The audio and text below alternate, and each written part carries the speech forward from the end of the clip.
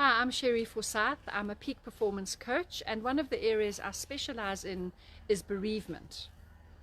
And what I'm speaking about today is the do's and don'ts when you are caring for a grieving person. So the first thing I want to say is that grief is not a problem to be solved.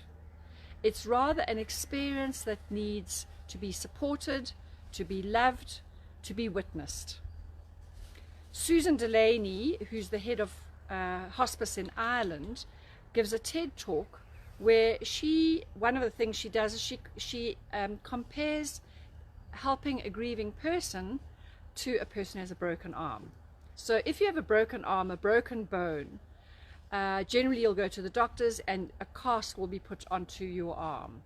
Now, the cast will not heal your arm. Your body and yourself has to heal your arm. What the cast does is it supports your arm so that it can heal. Okay, that is our role. When we are supporting people who are grieving, we can't make it better. We can't make them heal. We can't fix what's happened, but we can support them. So our role would be the same as the plaster cast when someone has broken their arm. Secondly, there's no roadmap. There's nothing that's right, a particular right or a particular wrong. Everybody is different. Even people who are suffering the same death, for example, siblings who are suffering the loss of their parent, will not experience grief in the same way. It'll be different. Likewise, the person who is grieving, from one day to the next, their needs might also be completely different. So we have to have quite a good knowledge of the person that we are assisting. Then we can probably support them in very much better, because we can personalize the treatment. So what I'm going to do is talk about a few general things, and if you can only remember those, that'll be fine. And then I'll go into some more specific do's and don'ts that hopefully you will find of benefit. So the important points. The first thing is to acknowledge their pain. Don't ignore it. Don't pretend that nothing has happened, because their whole world has come crashing down. And if we don't acknowledge it, can you imagine how we leave them feeling? So please acknowledge the loss. And if you are brave, even acknowledge their pain. This comes as a huge relief to the mourners, that someone knows where they are. They don't have to pretend that they are okay. So we're not going to try and make it better. We cannot heal their pain. We aren't able to heal the broken bone. Remember, we are just the plaster cast that is going to be supporting them. So we are going to listen. We are going to reflect back to them. We're going to see them. We're going to witness them. In other words, what I'm saying is validate them in their loss and for where they are. The second important thing to do is to just be there for them. Just be there in person. You might not have to be doing a lot of things, but you are just with them. And a very good illustration of this actually comes from nature. In the story of the elephant whisperer who basically saved a herd of elephant up in Zululand, when he died, the whole herd came to his home where his widow was mourning, and they were just there for 2 days. They didn't move. The whole herd was there outside the fence of their home, and they just stood there. And after 2 days, when they had paid their respects to our elephant whisperer, they left. Now, I'm not saying you must move in and or camp outside the mourner's fence, but what I'm saying is sometimes your presence, just your presence, is enough, particularly if it's a calming, soothing, can-do kind of presence. In other words, you're going to be okay. The third thing is for you to be authentic with them. Okay, don't say things that you don't mean. Don't say things that you think they might need to hear, because they probably don't need to hear that. What they need is for you to be very real with them. Okay. The next thing, we've talked about you supporting people who are grieving. But when we are grieving, we change because there's been a huge shattering of our lives as we knew it. How can we be the same when we've experienced a huge loss? So if you can support them in the change, help them to change, listen to them as they're trying to work out what they should or shouldn't do. So support them as they are changing. Don't expect them to be the same person that they used to be. Have no expectations at all of the grieving person. No expectations as far as whether they're attending functions, what they are doing, whether they are catering, whether they are able to speak to you. If you go in with no expectations, but rather just love and care and support, it will make a huge difference. I think it's also important for the person who is grieving to know that you're going to be alongside them for the long term. You're going to be there for as long as you are going to be needed. And you're not going to go away. You will just be there quietly supporting, quietly being the plaster cast around the broken bone. And the last thing is, remember that when you are trying to care for a person who is grieving, it is about them. Everything is about them. We've got to leave ourselves at the door. And when we come and care for them, that we can focus and give them our full attention on their needs, not on our own. Okay, so those are the general things that I think will help immensely. So I'm going to just go through a few more specific don'ts and do's, just to give you an idea of what you can and cannot do. Please remember that not all of these will apply to everyone. Not all of these ideas will be good ideas for some people. So you need to know the person that you are caring for. And then I want you just to pick and choose which ones for you really make sense. And if you would like a copy of the do's and don'ts, please feel free to contact me on Facebook Messenger or leave a comment in the comment box below. Or if you want to email me direct, Sherry Forsyth, spelled CHERRIFORSYTH @gmail.com, and I'll gladly send you a copy of these. So let's talk about the don'ts. Don't say, let me know how I can help, because the person who is grieving cannot think further than just breathing. They don't know what they need. They don't know how you can help them. So rather be quite specific and say, would you like me to do your shopping for you, or rather would you like me to do the washing? If they still can't make any decision, then if it is something that you really know that needs to be done, just go ahead and do it. Okay, friends of ours, I think actually it was my sister, she cleared out our fridge because we had so many people coming and giving us meals that our fridge was in an absolute state. I wouldn't have even thought to clear out the fridge. She just did it for me. Okay. The second one is, you mustn't say that, oh, you're not wanting to refer to the person that died or speak about it because you don't want to upset them. Well, they're already upset. They're upset permanently. And so what you are going to say is not going to upset them more. In fact, they prefer it when you do speak about the person. So don't say, I don't want to upset you. Rather, care for them. Validate them. Don't keep silent about the person that has died. Nothing is more heartwarming than for people who speak about the person that has died. Use their name. Use the word that they died. Speak about the funny things they did. Speak about the memories that you have. Those are the things that can be of huge comfort to most people when they are mourning. Don't try and offer a positive reason for why the person died. You don't know.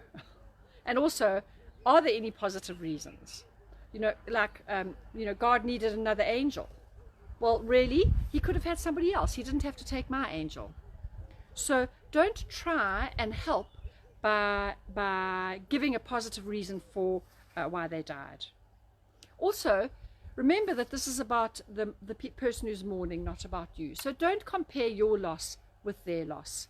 No losses are the same, and in fact it's really amazing, but many people will compare the loss of a parent, a sibling, a child to the loss of a piece of jewelry. And yes, that did happen to one of our people. Don't minimize the experience in any way by saying, oh, I'm sure you'll be fine next week, or it can't be as bad as that. It is as bad as that for that person at that time. Also, don't speak about the future. At the moment, they can only make one day at a time. So the thought of trying to speak about long-term future things, we can't do it when we're grieving. Our brains can't cope with any kind of planning. So don't try and speak about the future. Remember just to be there in the present with them. Allow them to be actually an emotional mess, an emotional wreck with you. Embrace it, allow it, give them space to be able to tell you exactly how they're feeling. Okay? Don't share what helped you unless they actually ask for it. So as I said before, we're all very different, and what helped me probably wouldn't help my husband. What helped you probably won't help your friend. So unless they ask for it, you're not going to be giving any advice on how to get around it. Okay. Don't avoid the person because of your own awkwardness. Grief is not contagious. So don't make it a double loss for the person in that they've already lost their loved one and now they lose friends as well. So don't avoid that person. Rather be there. Even if you don't know what to say, your presence says a lot. Don't offer any platitudes. Rather be genuine. So the platitudes are things like, I know how you feel, it's part of God's plan, you can marry again. All of those things are not helpful and they're not relevant. Okay? Still moving along with the don'ts. Don't say, it's important for you to be strong for your children, or it's important for you to be strong for your mother or father. Why? What's more important is that you are authentic and able to share and comfort each other, not put up a mask that all is okay. So I hope this is all making sense to you. Also, don't pray over them unless you know what their spiritual persuasion is and that you know that they would welcome being prayed over. It can be very awkward when well-meaning people come and pray over you, but you're not comfortable at all, either with the way they're praying or what they are saying. So don't just presume to know what their spirituality is. Don't encourage them by words like, I think it's time you got over it. Okay, we don't get over it. Those people who died are forever going to be a part of our lives. We are going to be forever changed, and yes, hopefully we are going to fully re-engage with life again. But we're not going to get over grief. There is no such thing. Don't be scared of their tears. Give them the space. Just allow them to cry. Don't say or do anything just to make them feel better. They can't really feel better at that stage. All we can do is support them where they are. Believe it or not, some people have made comments to some of us who have lost children saying, you must have done something terribly wrong because God is punishing you by the death of your child. Can you believe that? So please don't make comments like that. Also, don't tell them that they're grieving the wrong way, that they haven't done the certain stages, or they're too emotional or not emotional enough, or whatever it may be. Okay? There is no right or wrong way to grieve. There is no right or wrong way to grieve. It's a very personal journey. So don't offer them your advice. And lastly, the last don't is don't make assumptions. Don't assume that you know how they feel, what they need. You don't. Okay? Remember, we are supporting them. We are not trying to control them. We are not trying to fix them or make them better. We are supporting them in this very emotional and very demanding time. Okay, so what is good for us to do? The first thing is to be very forgiving. For example, if you've invited them for a lunch and halfway through they realize they can't make it anymore, it's too stressful, for whatever reason, and they leave, accept that. Okay? Be very forgiving about things that they might say or do, because our brains, certainly in the initial stages of grief, they are not functioning well. And so we do stupid things and we say stupid things. So as the friend who's supporting us, please be forgiving. Please be forgiving. Also, allow the grieving person to talk as much as they want to. Your job there is to listen. It's not to advise. They make a lot of sense just by repeating the story over and over again. So your job is to listen. Sometimes you don't need to listen or talk. You just need to be there. Just sit there. Hold their hand if you're close enough to do that as a friend. Hold their hand. Just be there. Sip your tea quietly together. Your presence itself will be very comforting. Your concern, okay, by saying, I'm so sorry that this terrible thing has happened. I'm so sorry that your husband, your daughter, your friend has died. Okay, support them in what they're having to carry because you've acknowledged it. Okay. So I have mentioned before to be authentic, but yes, be very genuine in your communication. Don't hide your feelings necessarily. I'm not saying you must let it all hang out for your friend, but be very genuine in what you say and what you do. One of the biggest things is for you just to listen. Just to listen. Follow their lead on what they can and cannot deal with and act accordingly. Don't tell them what you think they can and cannot handle. They might be stronger than you think, or they might be weaker than you think on that particular day. Make a safe space for them so that they know when they're with you, they don't have to put on any masks, have any pretenses about what's going on. They can just be in the reality of their grief. And sometimes that can look very messy. If you know the person well enough and you think it will help, you can ask gentle questions. If they don't respond or don't respond well, then you know that that's not for them. But some people want to be able to answer those gentle questions. They want to be able to talk about what really happened. Ask them what they need from you emotionally. Okay, if you feel that they are that kind of person. Some don't like this at all. Okay, if you say, what do you need from me, they can't really think about that.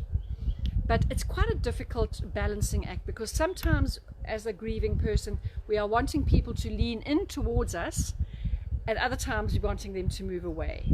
So it is a difficult thing to try and determine exactly what the person needs.